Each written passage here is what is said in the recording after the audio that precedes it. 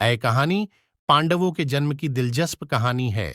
पांडव हस्तिनापुर के राजा पांडु और उनकी दो पत्नियों कुंती व माद्री के 5 शक्तिशाली और कुशल पुत्र थे। महाभारत में युधिष्ठिर, भीम, अर्जुन, नकुल और सहदेव ये 5 पांडव सबसे अधिक सराहना के पात्र रहे हैं। इनके जन्म की कहानी न सिर्फ दिलचस्प है बल्कि हैरान कर देने वाली भी है। एक बार राजा पांडु अपनी पत्नियों के साथ शिकार करने के लिए जंगल में गए।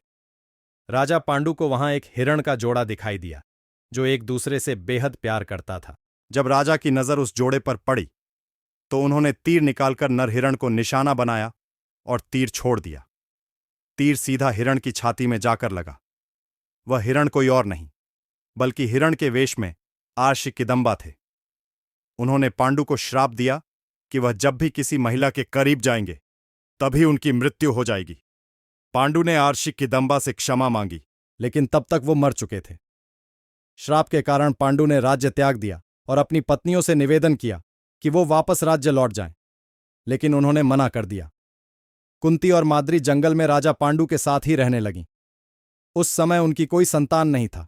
तब कुंती ने अपने पति को बताया कि उन्हें आर्षि दुर्वासा से वरदान मिला था कि वह किसी भी भगवान को बुलाकर उनसे एक शिशु को प्राप्त कर सकती है। दुर्वासा द्वारा कुंती को दी गए मंत्रों के उपयोग के माध्यम से उसने यम यानी धर्म के देवता का आह्वान किया, जिससे उन्होंने युधिष्ठिर को जन्म दिया।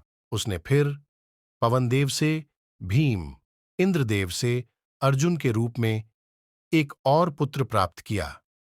इस प्रकार उसके 3 पुत्र हो गए, लेकिन माद्री के एक भी पुत्र नहीं था।